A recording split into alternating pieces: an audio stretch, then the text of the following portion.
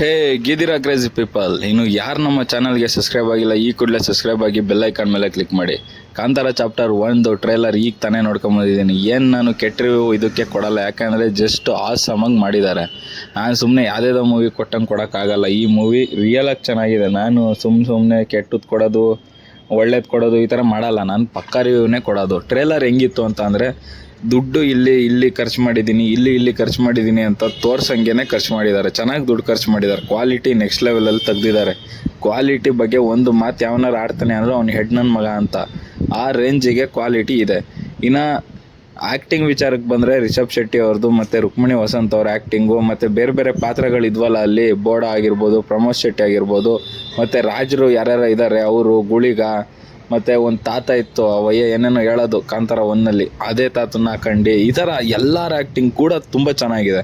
ಒಬ್ಬರ ಆ್ಯಕ್ಟಿಂಗ್ ಕೂಡ ಚೆನ್ನಾಗಿಲ್ಲ ಅಂತ ಹೇಳೋಕ್ಕಲ್ಲ, ಯಾಕೆಂದರೆ ತುಂಬ ಚೆನ್ನಾಗಿ ತೆಗ್ಸಿದ್ದಾರೆ. ರಿಷಬ್ ಶೆಟ್ಟಿ ಅವ್ರು ನೀಟಾಗಿ ನಿಂತ್ಕೊಂಡು ಹಿಂಗೆ ಬೇಕು ಇಷ್ಟು ಕೋಟಿ ಖರ್ಚು ಮಾಡ್ತಿದ್ದೀನಿ ಗುರು ಅಂತ ಹೇಳಿನೇ ತೆಗ್ಸಿದ್ದಾರೆ ಅನ್ಸುತ್ತೆ. ಹಂಗೆ ಬಂದೈತೆ.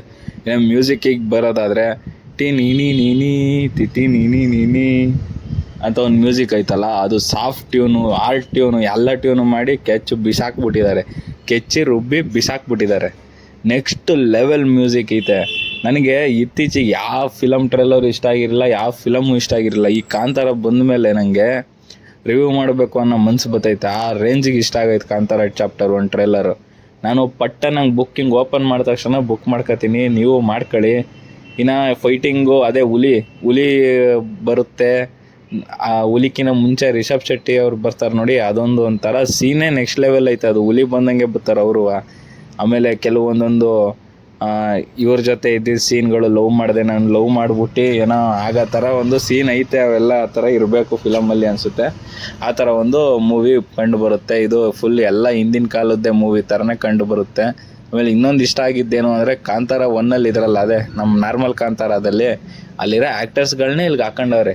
ಅವರು ನಮ್ಮ ತಾತ ಬೇಟೆ ಹೋಗ್ತಿದ್ರು ರಾಜರ ಜೊತೆ ಅಂತೆಲ್ಲ ಹೇಳಿದ್ರಲ್ಲ, ಅದಿಲ್ಲಿ ಕ್ಯಾರಿ ಆಗ್ಬೋದು ಅಂತ ಅನಿಸುತ್ತೆ. ಅವ್ರ ತಾತನೂ ಇವ್ರ ಥರನೇ ಇದ್ದರು, ಇನ್ನೊಬ್ಬರು ತಾತನೂ ಇವ್ರ ಥರನೇ ಇದ್ದರು. ಈ ಥರ ಅವ್ರ ತಾತಂದಿರೆಲ್ಲ ಅವ್ರ ಥರನೇ ಇದ್ದರು ಅನ್ನೋ ಥರ ಬಿಂಬಿಸೋ ಥರ ಒಂದು ಚಿತ್ರ ಆಗಿರ್ಬೋದು ಅಂತ ಅನಿಸುತ್ತೆ. ಇದು ಯಾರಿಗೋ ಒಬ್ಬ ಹುಡುಗಂಗೆ ಹೇಳ್ತಿರೋದು ಕತೆನ, ಹಿಂಗಿತ್ತು ಮಗ, ಹಿಂಗಾಯ್ತು ಮಗ ಅಂತ ಹೇಳೋದು ಕತೆ ಇದು. ಈ ಥರ ಒಂದು ಕಾಂತಾರ ಸ್ಟೋರಿ ಆಗಿರಬಹುದು. ಮತ್ತು ಇನ್ನೇನು ಸಮಾಚಾರ ಫ್ರೆಂಡ್ಸ್, ಯಾರು ಸಬ್ಸ್ಕ್ರೈಬ್ ಆಯ್ತಿಲ್ಲ, ಅಂತ ವ್ಯೂಸ್ಗಳು ಕೊಡ್ತಿಲ್ಲ. ನನಗಂತೂ ಬೇಜಾರಾಗಿ ಗಾಬರಿ ಆಗ್ಬಿಡೋದು. ಯೂಟ್ಯೂಬ್ ಏನಾಗುತ್ತೋ ಅಂತ. ನಾನು ದುಡ್ಡಿಗೆ ಮಾಡ್ತಿಲ್ಲ ಗುರು ಅಂತಲೇ ಹೇಳ್ಕೊಳ್ಳೋದು, ಬಟ್ ವ್ಯೂಸು ಲೈಕ್ಸ್ ಎಲ್ಲ ಬರಲ್ಲ. ಆಗೊಂಥರ ಬೇಜಾರಾಗುತ್ತೆ. ದುಡ್ಡಿಗೆ ಮಾಡಿಲ್ಲ ಅಂದರೂ ಒಂದು ಸ್ಯಾಟಿಸ್ಫ್ಯಾಕ್ಷನಿಗೆ ಮಾಡಿದ್ರು ಒಂದು ವ್ಯೂಸು ಲೈಕ್ಸು ಬಂದರೆ ಒಂಥರ ಚೆನ್ನಾಗಿರುತ್ತೆ. ಅದಕ್ಕೋಸ್ಕರನಾರು ಒಂದೊಂದು ಲೈಕ್ ಕೊಡ್ಕೊಂಡು ಕಮೆಂಟ್ ಹೊಡಿದ್ರೆ ಖುಷಿ ಆಗುತ್ತೆ. ನಮ್ಮದು ಚಾನಲ್ ಈ ಥರ ಎಲ್ಲ ಮಾಡಿ ಒಂಚೂರು ಪ್ರೋತ್ಸಾಹಿಸಿ, ನಾನು ಒಂಚೂರು ಬೆಳೆಯೋಕ್ಕೆ ಮಾಡೋಕ್ಕೆ ಕೊಡಿ ಅಂತ ಹೇಳ್ತಾ, Kantara chapter 1 trailer next level ಐತೆ. ನಾನು ಇದ್ರ ಬಗ್ಗೆ ನೋ ಕಮೆಂಟ್ಸ್. ನೆಕ್ಸ್ಟ್ ಬಾಹುಬಲಿ ಆಗ್ಬೋದಾ ಕಾಂತಾರ ಇದು ಅಂದರೆ, ಕರ್ನಾಟಕದ ಬಾಹುಬಲಿ ಆಗೋ ಚಾನ್ಸಸ್ ಎಲ್ಲ ಇದೆ. ಬಾಹುಬಲಿ 2 ಹೆಂಗೆ ಹಿಟ್ಟಾಯಿತು ಅದೇ ಥರ ಹಿಟ್ಟಾಗೋ ಎಲ್ಲ ಚಾನ್ಸಸ್ ಇದೆ ಅಂತ ಹೇಳ್ತಾ ಈ ರಿವ್ಯೂನ ಮುಗಿಸ್ತೀನಿ. ಫ್ರೆಂಡ್ಸ್, ಇಲ್ಲಿ ತನಕ ನೋಡಿರೋರಿಗೆಲ್ಲ ಥ್ಯಾಂಕ್ಸ್. ಇಲ್ಲಿ ತನಕ ನೋಡಿದ್ದೀರಾ ಅಂದರೆ ನೀವು ನನಗೆ ತುಂಬ ಇಷ್ಟಪಡ್ತಿದ್ದೀರಾ ಅಂತ. ಓಕೆ, ಬಾಯ್. ಒಳ್ಳೆಯದಾಗಲಿ ಎಲ್ಲರಿಗೂ.